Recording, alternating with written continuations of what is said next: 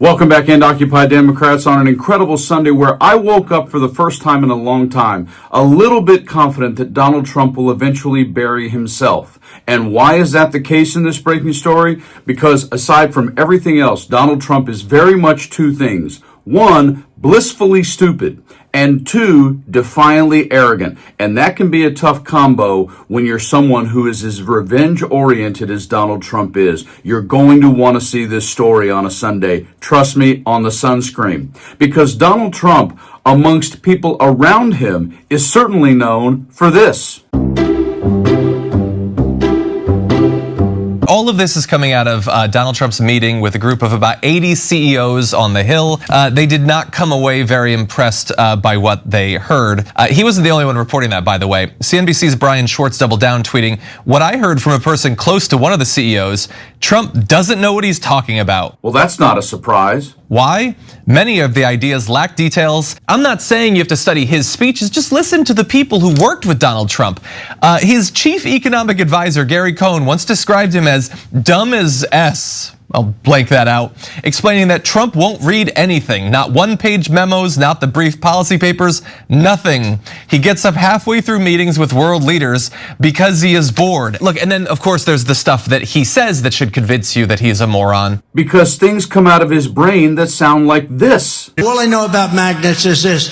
Give me a glass of water. Let me drop it on the magnets. That's the end of the magnets. Another Republican source told reporters that Trump was rambling to the crowd, said it was like, and I quote, talking to your drunk uncle at the family reunion. And in this breaking story, when you combine that level of idiocy with the absolute defiant arrogance to go after anyone that you think has ever wronged you, you wind up with him doing things like this. Do you think he even cares? No, he doesn't care whether he wins, loses, or anything like that. It's just everything for him is just sort of the instantaneous sugar high of getting that headline or causing some pain. Lindsay Halligan is not, whatever you want to call it, she's not a person who's qualified for this position in any judgment of the word, right? So of course Trump picks someone pretty to represent this case, but the problem is she's this. Lindsay Halligan is a sham prosecutor. She's somebody who was appointed without any relevant qualifications for the job solely because she is loyal to Donald Trump. Her background is as an insurance attorney. I think it's really striking that she appears to have presented this case to the grand jury herself, which is not something that she's trained to do, and it suggests desperation. They were so desperate to bring this case that they put somebody with no experience into the grand jury because no career member of the staff of that office was willing to go into the grand jury and bring this case. And yet in this breaking story, because Trump jumped in so hard, so fast with Pam Bondi and Tom Homan and Kristi Noem and all of his sycophants running people down and disappearing them, his very history of defiant arrogance is going to cost him in this case that he's got with Comey and James. Check out this breaking story. Breaking news. Roadblock. Watergate prosecutor flags death knell of DOJ's indictments of Trump foes. A judge handed down a decision against Donald Trump's administration, and it holds the blueprint to Trump's foes defeating the indictments they've been hit with, according to a Watergate prosecutor. Nick Ackerman, a former assistant special Watergate prosecutor and former assistant U.S. attorney in the Southern District of New York, said in an opinion post published Sunday that Letitia James and James Comey have received a golden opportunity in the form of a decision in favor of Kilmar Abrego Garcia, a Salvadoran immigrant who lived in the U.S. legally with a work permit and was erroneously deported to El Salvador.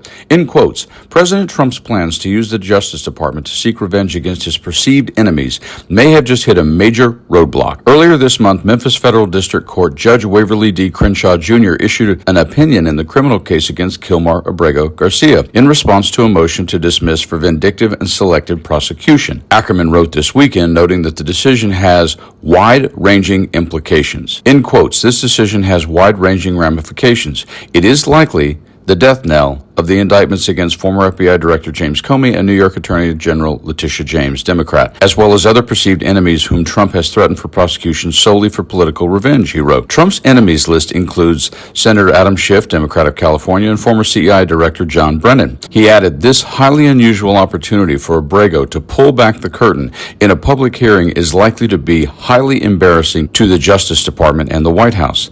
In quotes, to ensure that Comey and James would be indicted, Trump appointed a new U.S. attorney, Lindsay Halligan, who blindly followed Trump's orders to indict. Halligan, an insurance lawyer, was never a prosecutor, has no understanding of federal criminal law, and is clueless about how to formulate federal criminal charges, the attorney wrote.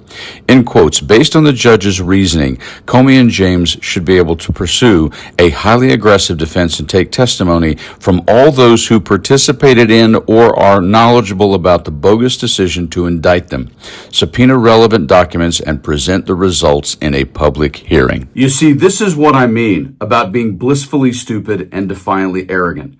Donald Trump has spent a good percentage of his life in courts, suing people, settling, etc., and yet, because he believes he's so untouchable, he has all of the history of his second term and all the things legally that have occurred. But once you file those suits, or once you do something that causes someone to file against you, and you at least have to go into court and find a way to get rid of that thing, that becomes public information. And that very public information of all that he's done in the first 10 months of his term is going to cost him in this presidency, in this case, and far beyond.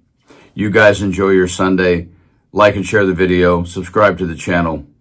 Stay frosty.